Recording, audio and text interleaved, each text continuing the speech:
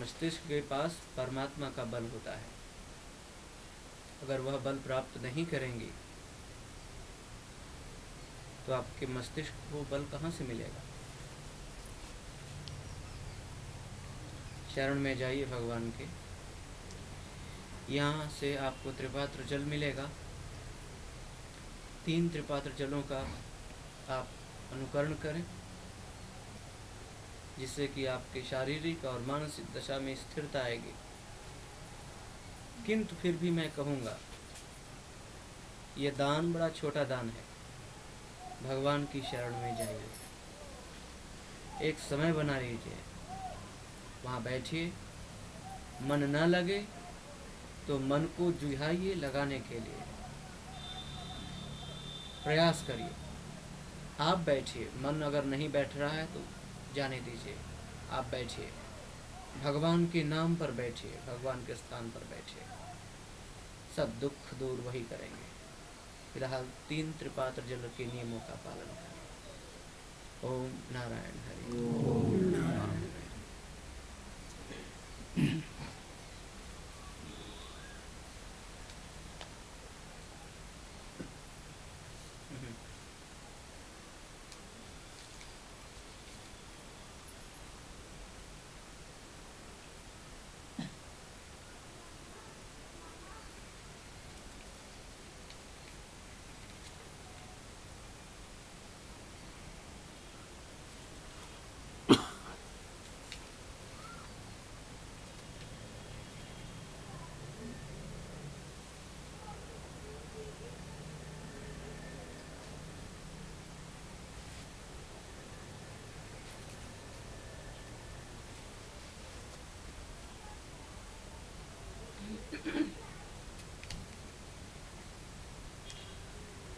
कल राम की किताब किसने लिखा?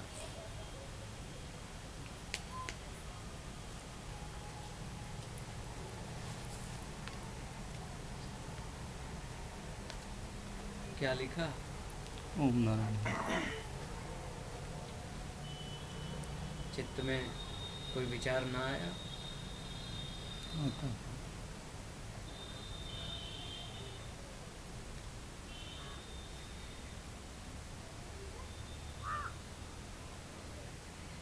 मैंने आप सब लोगों से कहा था कि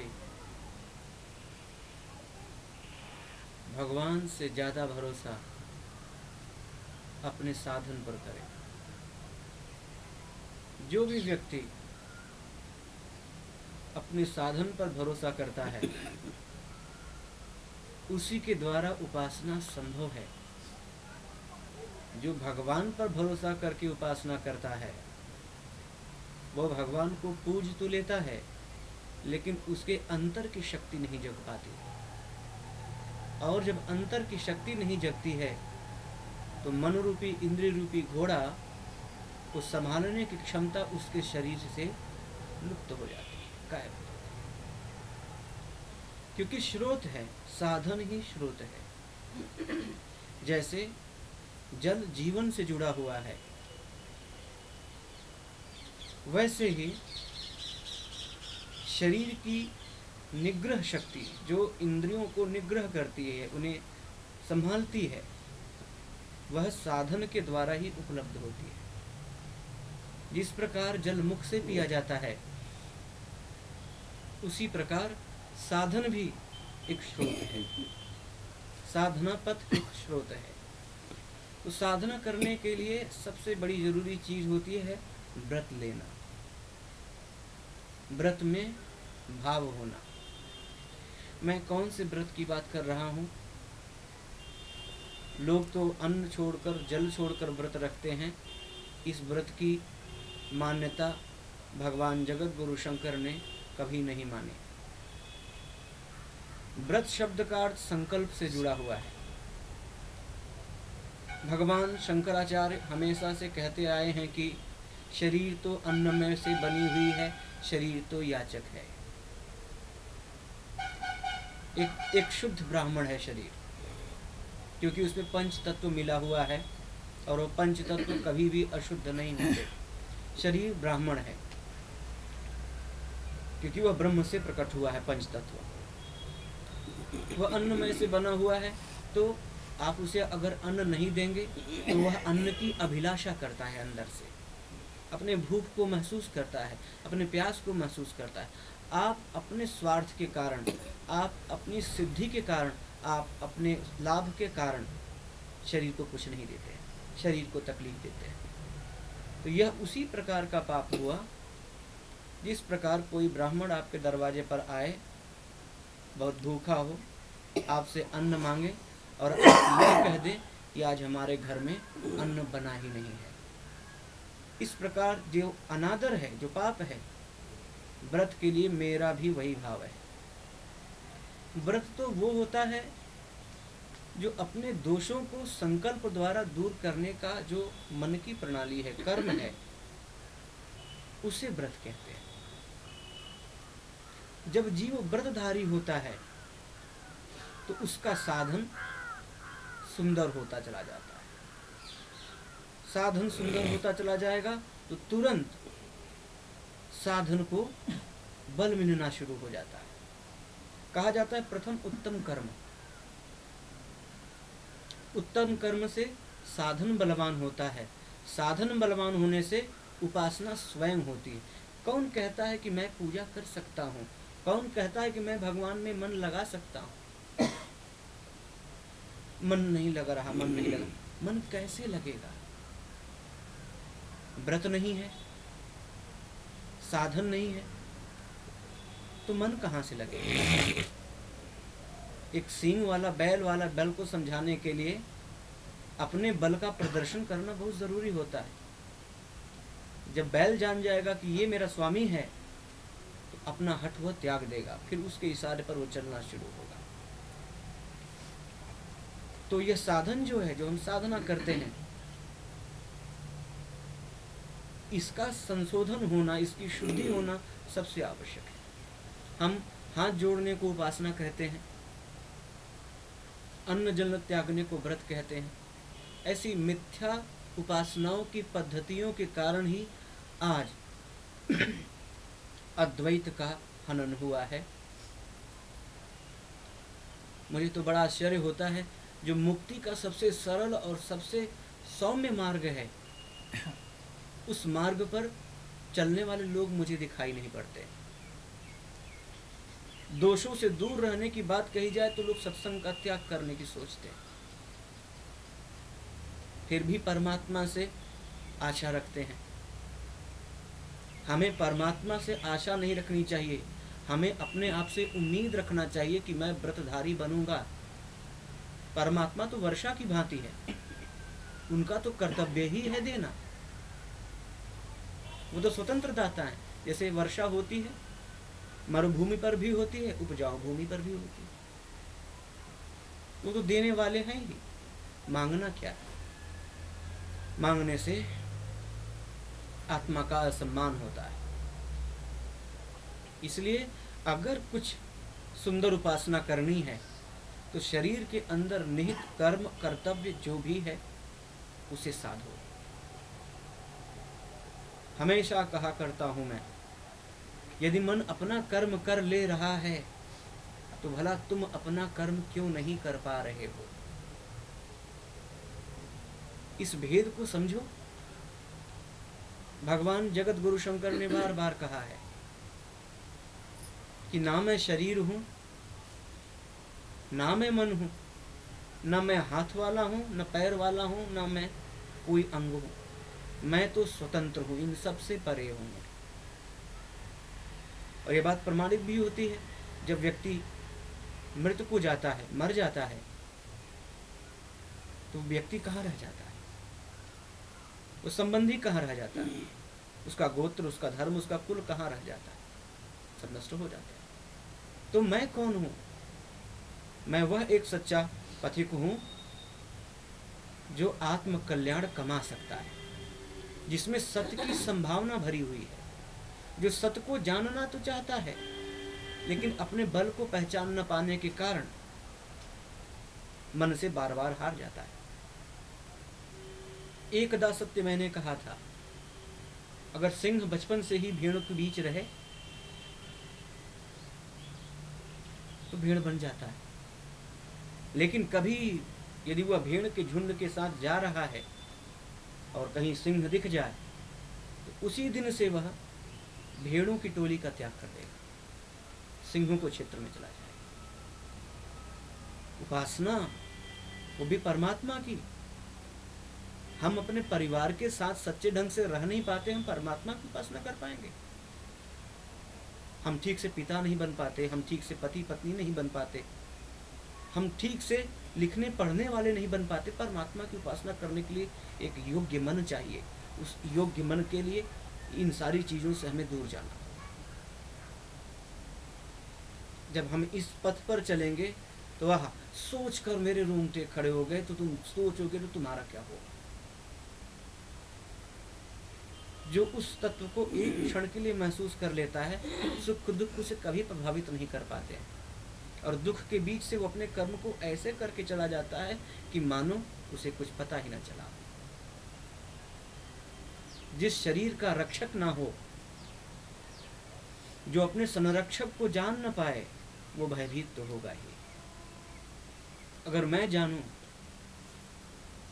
कि मुझे बचाने वाला कोई नहीं है, मुझे संभालने वाला कोई नहीं है, तो मेरा भय सामने वाले को बलशाली बना देगा, मुझे कमजोर कर देगा। लेकिन हम उसे समझ लें कि वो है, रक्षक के रूप में है, पिता रूप में है, गुरु रूप में है, मित्र रूप में है, इस स्तंभ के रूप में है, तो मेरा भय स्वयं चला जाएगा। सबसे बड़ा अर्थ यही होता है कि उपासक परमात्मा से ज्यादा बड़ा होता है। उपासक परमात्मा से ज्यादा बड़ा होता है क्योंकि वह परमात्मा के भाव से भरने वाला है। तो हमें भगवान पर भरोसा रख के कि ये भगवान शंकर है, सबसे बड़े दानी हैं, ये भगवान आदि गुरु शंकर हैं, एक आंवले से सोने का आंवला वर्षा कर दिए, तो आनंद लहरी का पाठ मैं करूँगा। उसके गुण को देखकर तुम उपासना जब जब करोगे निरर्थक ही होगी।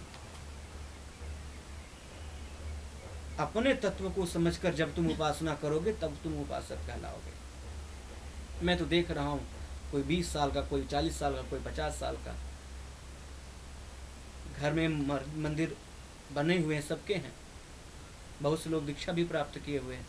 क्या हुआ है जीवन में? इतने साल पूजा करने के बाद क्या तुम्हें मिला? जो मिला है बहुत मिला है। मेरे कहने का अर्थ ना अर्थहीन लीजिएगा, बहुत मिला है, लेकिन तुम्हें क्या मिला है? तुम तो आज भी दरिद्र के दरिद्र हो, इच्छाएं वैसी ही बनी हुई हैं। हर चीज विचलित करने के लिए पर्याप्त है। सुख की संभावना डराती है तो दुख का खेद डराता है। स्वयं में क्या विकास हुआ, मैं ये जानना चाहता हूं। ऐसे तो जीवन आप जी लेंगे, लेकिन जीकर आप मर जाएंगे। और जो पाकर खो दे उसे पाने वाला नहीं कहते, और जो जी कर मर जाए उसे जीने वाला नहीं कहते। जो जीवन और मरण के रहस्य को जानकर मैं स्वतंत्र हूं, अहम ब्रह्मास्मि, अहम ब्रह्मास्मि, अहम ब्रह्मास्मि, इस भाव को जो जी ले,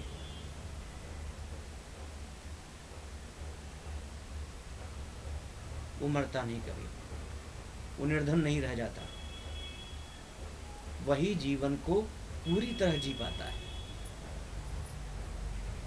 बाकी ऐसे तो चोर भी जिंदगी जी लेता है, कोढ़ी भी जिंदगी जी लेता है। एक कोढ़ी भी मरना नहीं चाहता, मरने की कामना करता है, लेकिन मृत्यु को जैसे ही मृत्यु को देखेगा मृत्यु से डर जाएगा। जीते तो सभी हैं, कीड़े मकोड़े जीते हैं, लेकिन जंतु नाम नर जन्म दुर्लभम पुंसत्तम ततो विप्रताः। भगवान आदि गुरु शंकराचार्य विवेक चूड़ामणि प्रथम खंड के प्रथम सूत्र में ही उन्होंने इसकी व्याख्या कर दी। जंतु नाम नर जन्म दुर्लभम, सभी जंतुओं में नर जन्म बहुत दुर्लभ है। और दुर्लभ क्यों है जानते हैं? क्योंकि उसमें संवेदनशीलता है, वो अपने क्रोध को वश में कर सकता है, उसमें अधिक से अधिक संभावनाएं हैं, इसलिए वो बहुत महत्वपूर्ण है। लेकिन वो भी कहा जाता है, एक सूत्र इस समय स्मरण नहीं आ रहा है, बाकी इस दर्शना में इसका वर्णन हुआ है कि जो संवेदना को पहचान नहीं पाए वो पशु से अलग भी नहीं है। अपनी संवेदना को पहचान पाना, भावनात्मक रूप को समझ लेना ही जंतु नाम नर जन्म दुर्लभम है। तो आज से मैं यही चाहूँगा आप लोगों से कि अपनी उपासना पर बड़ा भरोसा रखें कि आप उपासना कर सकते हैं। भूख से ज़्यादा बड़ा भोजन होता है, भूख से ज़्यादा भोजन होता है। भोजन ही उपासना है और भूख परमात्मा है। परमात्मा तृप्त भोजन से होता है, परमात्मा तृप्त उपासक की उपासना से होता है। प्रयास करिए आप लोग, जीवन में बहुत दिन पड़े हुए हैं, बहुत समय पड़े हुए हैं, उनको जीजिए, उनको महसूस करिए। कोई भी चीज़ से परेशान मत होइए। जब जीव परेशान होता है तब परमात्मा उससे दूर चला जाता है। जब जीव निराश होता है परमात्मा उससे दूर चला जाता है। क्योंकि मनुष्य जब परमात्मा से जुड़ता है, जब वह दुख से दूर रहता है, तभी परमात्मा से जुड़ता है। क्योंकि परमात्मा तो उसे देख रहा है लेकिन वो परमात्मा को नहीं देख रहा। पत्थर तो पड़ा हुआ है रास्ते में, अगर हम नहीं देखेंगे तो ठोकर हमें लग जाएगी। जब दुख में इंद्रिय जाती है हम परमात्मा से अलग हो जाते हैं। परमात्मा हमसे अलग नहीं होता, हम परमात्मा से अलग होते हैं। और ऐसे दरिद्र का संसार में कोई सम्मान नहीं जो परमात्मा से अपने संबंधों को तोड़ दे। अपने दुख को जीवित रखिए, चलने दीजिए, जो होगा। अपने पीड़ा को कभी किसी से कहा नहीं जाता, कुछ लोगों से छोड़ के, गुरु और भगवान से, माता पिता से, अन्यथा किसी से नहीं। उसे हृदय में रहने दो, ताकि जब आपके मुख से अंतिम बार निकले प्रार्थना, तो प्रार्थना भावपूर्वक और सच्चाई पूर्वक सहज बने रहिए। मैं तो आप सबके लिए प्रार्थना करता ही हूँ। आप लोग भी प्रार्थना समस्त जीव के लिए निरंतर किया करें। राम की किताब लिखा करें, गुरुवार की उपासना किया करें। बिल्वपत्र आपकी आत्मा है, उसे सदैव अपने समीप रखें। बाकी सब परमात्मा पर छोड़ दीजिए। जब वो धर्म निभाएगा तभी आपका कर्तव्य पूरा होगा। पराजय आपकी कभी नहीं होगी। बस पराजय महसूस मत करिए। मेरा आशीष आप सबके साथ रहेगा, सदैव रहेगा। आप लोग धम्म के आधार पर मौन रहिए, शांत रहिए। भगवान दत्तात्रेय का आशीष आप सब पर हो। भगवान गौण पादाचार्य का अनुग्रह आप सबके साथ हो। भगवान व्यास का अनुग्रह आप सबके साथ हो। भगवान सुखदेव का हो। सभी लोगों का अनुग्रह आप सब पर हो।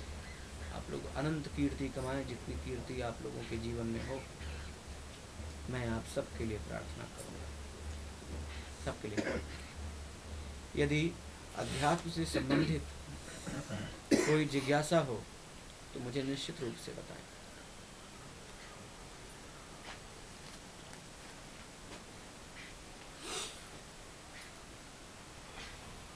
एक प्रवचन हो आ रहा था टीवी पर मालिक जी, उसमें उन्होंने यह अपने प्रवचन में संबोधित किया कि जो लोग आत्महत्या करके मरते हैं उनको कंधा नहीं देना चाहिए।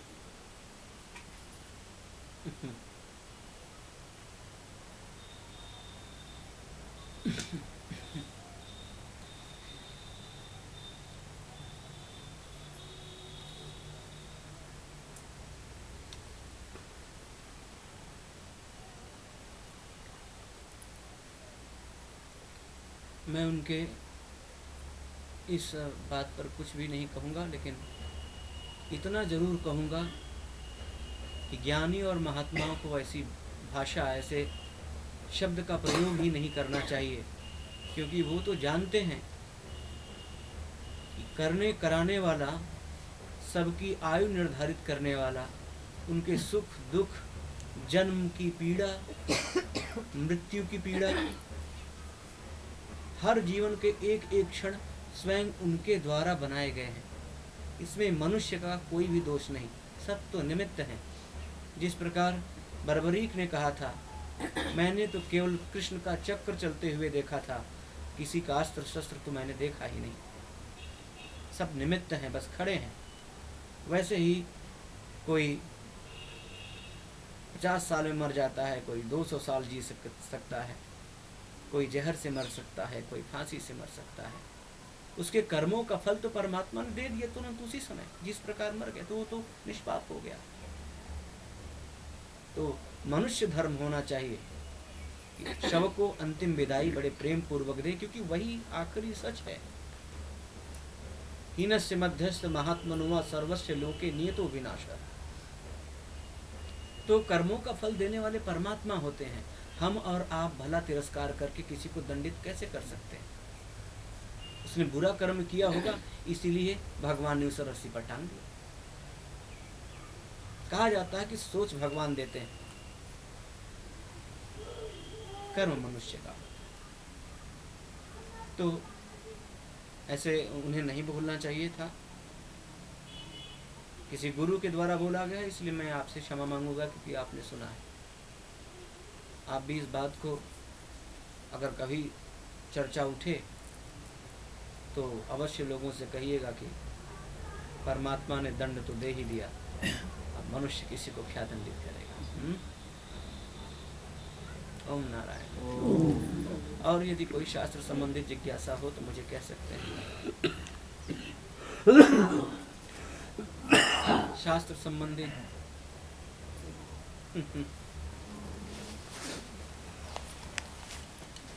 प्रभु से चढ़ना विनोद। प्रभु, भोजन करना कर्म हुआ? यदि भोजन करना कर्म हुआ प्रभु, क्या करना बेटा? भोजन हम करते हैं तो क्या ये कर्म है? कर्म है, कर्म है।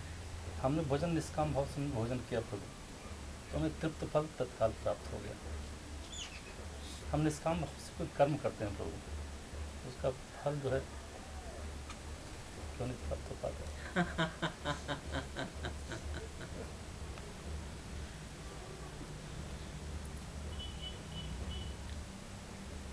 इसके कई उत्तर हैं। एक हास्य वाला एक उत्तर सुनाऊंगा तो आप भी हंसेंगे। कलयुग में निष्काम कर्म करने वाले को दुख ही मिलता है, ऐसा ऋषियों ने कहा है। दूसरा, अगर शाश्वत चीज कही जाए तो निष्काम भाव का सुख से कोई मतलब नहीं है। निष्काम भाव से तो सुदामा ने भी जीविका अर्जन की, बच्चों को पढ़ाया लिखाया, यज्ञोपवीत संस्कार किया, सिका संस्कार किया, भगवान केशव को पूछते रहे। निष्काम भाव से तो क्या नाम है उनका, मीरा जी ने भी भगवान श्री कृष्ण की पूजा की, लेकिन दुख तो हुआ। क्यों? क्योंकि प्रारब्ध कुछ होते हैं, प्रारब्ध कुछ होते हैं। हाँ, इस बात को जानकर अपने निष्काम भाव वाला कर्म छोड़ना मत, क्योंकि परमात्मा या गुरु या देव यदि प्रसन्न हो जाएंगे कि सत्य जानकर भी कि अब जब प्रारब्ध ही बुरा है तो निष्काम भाव से करने का मतलब क्या है, ऐसा जानकर छोड़ना नहीं, लगे रहना। हो सकता है किसी दिन मन बदल जाए, सोच बदल जाए, तुम्हारा दिन बदल जाए, तुम्हारी रात बदल जाए। लेकिन करते रहो, करते रहो। एक दिन सुदामा का भी बदल गया था, सुना है ना कभी कैसे बदला था? अंत बताता हूं तुम्हें।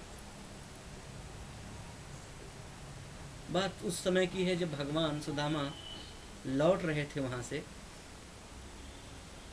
तो न सुदामा ने कुछ मांगा न भगवान ने कुछ दिया। एक लोटा, एक रस्सी, एक डंडा, एक अंगवस्त्र जो पहन कर गए थे, बस वही लौट आए।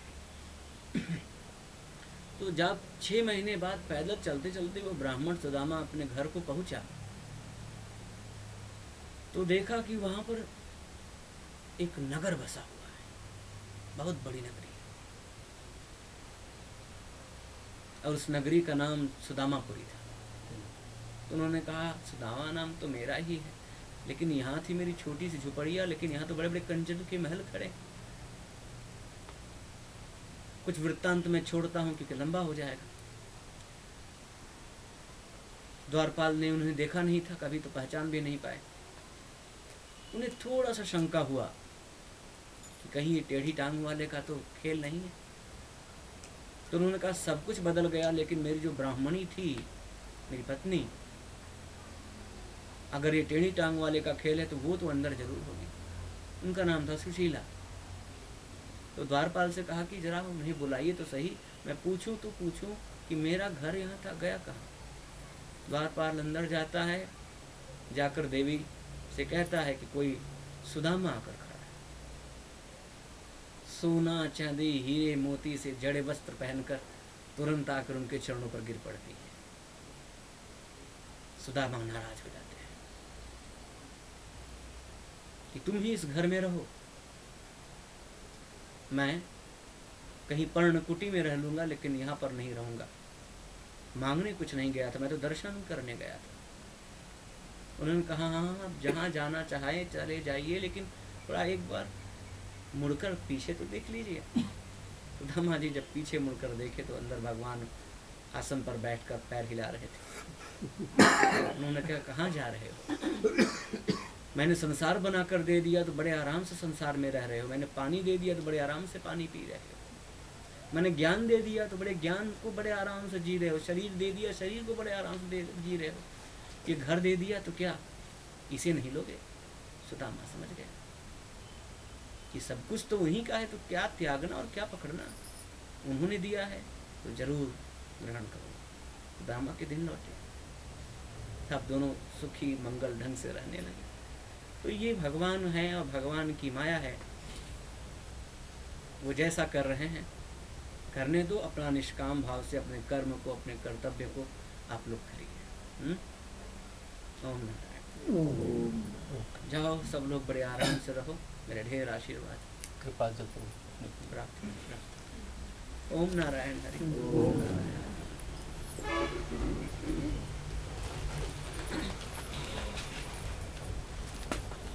नमः पार्वती पतये।